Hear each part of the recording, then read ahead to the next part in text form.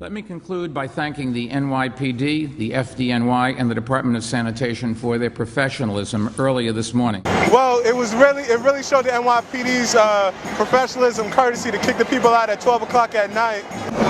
Hello, my name is Eric Richardson. Pleased to meet you. My name is Sean Timothy O'Connor. I just got out of jail from last night's events. I was released and forcibly removed. They came in, surrounded us, the citizens that were encamped around our kitchen area. So we locked arms and showed solidarity, and they arrested us for resisting and occupying the space while the sanitation department cleaned up the mess for them. We can see that they're taking all the remaining items, just putting them in a big pile. And then they're putting this pile into garbage trucks. So these garbage trucks could have compactors on them too. So, where are you taking this stuff? Guess to the dump. Wait, say that again, say that again. Say that again. Don't say that. No. You take it to the dump? It didn't look like they were saving anything behind after all. It looked like they were just completely demolishing it instead. This morning at 1 a.m. you had no warning that the police were going to arrive? Nope, they just showed up. There were rumors about it. We had feelers telling us about it for like last week that could happen potentially, but we had no idea it was going to be happening today. So. How does that make you feel? It was weird, man. It was like watching it's like having your house burned down. One of the firefighters were like laughing because some of the police, were swine the whole time because, there's like conflict with the police. So we're all just sitting out there, worried about my friends. I know that a lot of people lost their belongings. Like we had a guy from Austria with us who, thinking back on it, I realized he probably lost his passport because he stored a bunch of stuff in a tent and we forgot to grab some of his stuff. So for all we know, this guy could be like completely out of luck right now. So it was pretty disheartening. It was pretty gut wrenching to watch. On the other hand, they can't really do anything else than they're doing, right? The cops at this point. Yeah, but they're not showing any empathy for your guy. I can understand them taking orders, but they have no empathy at all. And this is the empathy they should have, because they are us. They just don't realize. So how do you want them to express empathy? By not being as brutal as they are when they're removing people, and by being friendlier, not pushing them off the curb as soon as they step up. They're not showing any type of respect. But from what I've seen, Is he personally observed them in? Yes.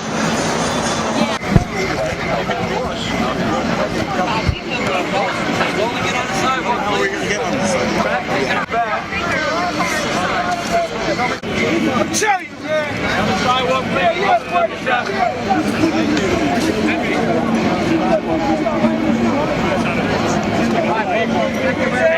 Go slowly, but you gotta get on the sidewalk. We're trying. Double up the traffic. A lot of people don't allow the sidewalk. It'd be easier if you opened the park. Everybody on the sidewalk. Work your way towards the back of the Everyone on the sidewalk, please. Everybody up on the sidewalk more, please. We're trying. There's a lot of people here. It's fun. Then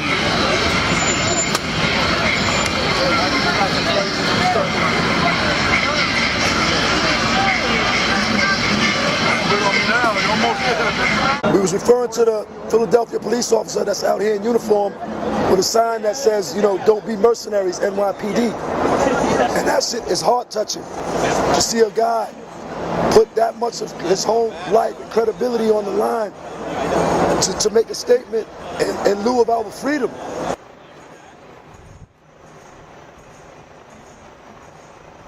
Medics, you're looking for the Black and Red Cross or duct tape Red Cross. People with duct tape Red Crosses who are also carrying medical bags of some sort. I'm Kat Adams, K-A-T-E, Adams, 27. I live in Staten Island. I'm a street medic. I treat people on marches, and I'm in charge of organizing the street medics. So there were doctors inside the medical tent. There were doctors, EMTs, nurses, and a patient, and someone who was just hanging out in the medical tent. And then everybody ran out of the medical tent, and then they tore everything apart, and then they proceeded to throw all of our belongings in a pile, including all of the medical equipment. They haven't been confiscated. They were thrown away. Even if we get them back now, we cannot use them because they're in a dumpster somewhere, and we can't. We have to buy all new medical equipment. All that's left is this. So what are we looking at right here? You are looking at the remains of $3,000 worth of equipment and the donations that have come in since. Yeah, so we have like gauze, more gauze, Band-Aids, saline solution, masks, more Band-Aids. This stuff works for bending. We've had a couple of blunt force trauma. We had a guy who was thrown into a pole. Later, when we finally got to Foley Square, somebody finally found the medic. He had been treated with milk, which doesn't really do the job, but I mean, it's better than nothing.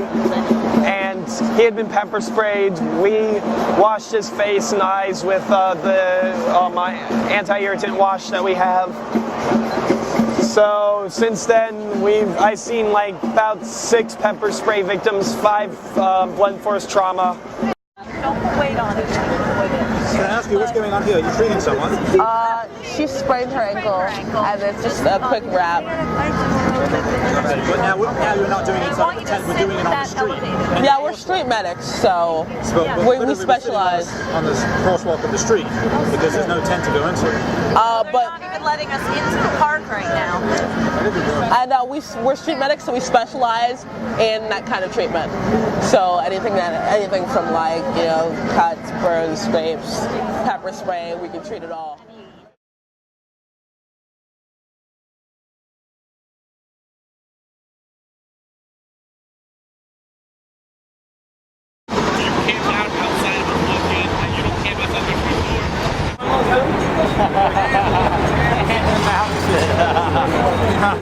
Backpacks, bags, and other containers should not be searched or inspected to determine whether they contain any prohibited material.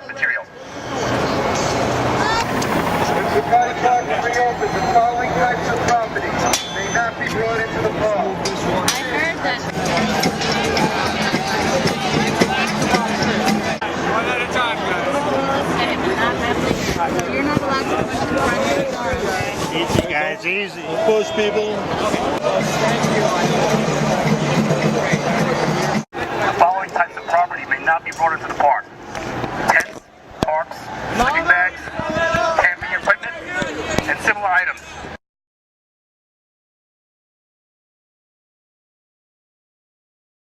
My name is Robin McGrath.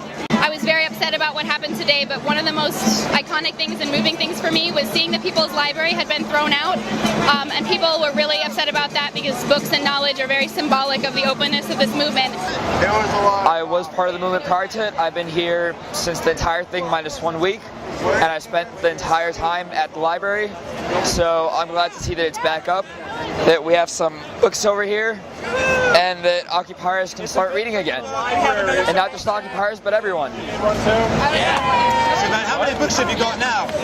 Right now, 1, 2, 3, 4, 5, 6, 7, 8, 9, 10, 11, 12, 13, 14, 15, 16. But we're waiting for about 5,000 books to come back from the NYPD. So, how does that make you feel? All the books are gone. From what we've been told, they're safe, but we can't really trust that yet. We'll be happy if it's true, but there's no way to prove it right now. So when they come back, good, but for now, what can we do besides start again? You know, if the NYPD was concerned for sanitation, absolutely that should be considered. But they were told that their belongings, they would be able to get them by noon today, and reports that the books were being thrown in a dumpster is very upsetting. I'm a member of the library working group here at the People's Library at Occupy Wall Street. We're still waiting for the city and the police to return the books they withdrew. They didn't use their library cards. They withdrew books from the permanent collection. They withdrew laptops, which are library property that we asked people not to withdraw. But they did withdraw a number of copies of the U.S. Constitution, so we're hoping that they read it.